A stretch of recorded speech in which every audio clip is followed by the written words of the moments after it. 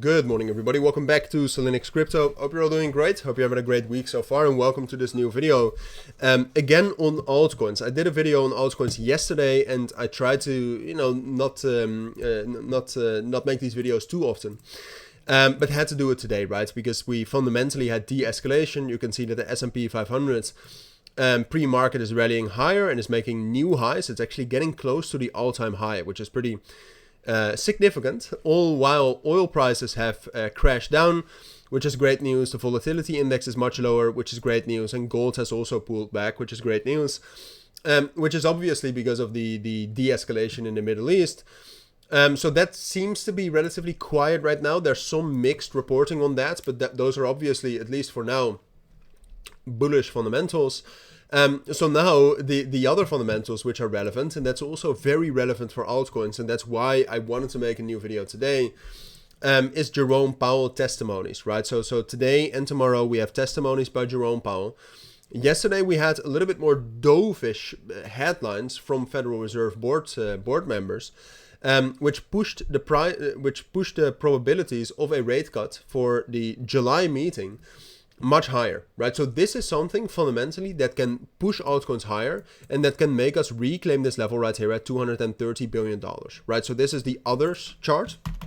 So that's the total altcoin crypto market cap, basically, not exactly, but still. So what we said yesterday is that it was quite likely that we were going to see a bounce here, but that the main question was going to be, and that still is the truth right now, whether we were going to be able to reclaim this level right here between $230 billion and $235 billion. That's this area that was the main support level right here, as you can see from the end of May until the beginning of June. That was supposed to be the bottom of some sort of a summer consolidation.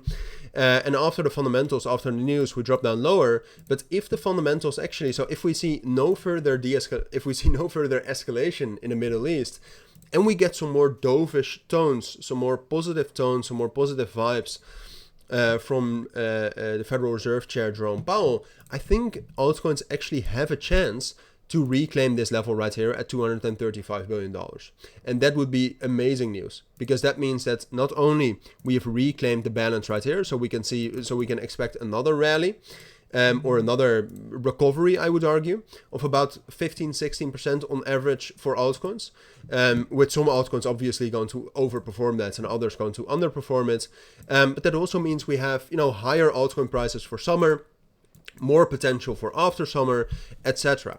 So technically, as long as we have not reclaimed that level right now, which is the case right now, I'm going to have to say, and I'm going to have to be, quite sober here and say that we are not going to reclaim that level, right? Or that it's at least best to assume that we're not going to reclaim that level and that we will find balance right here. So do I think right now is the best time to start buying into altcoins? No, we're at resistance. It's much better, or if you want to take a risk and you think we are going to get more good news, then it might be a good time to buy altcoins. But it's higher risk against higher reward.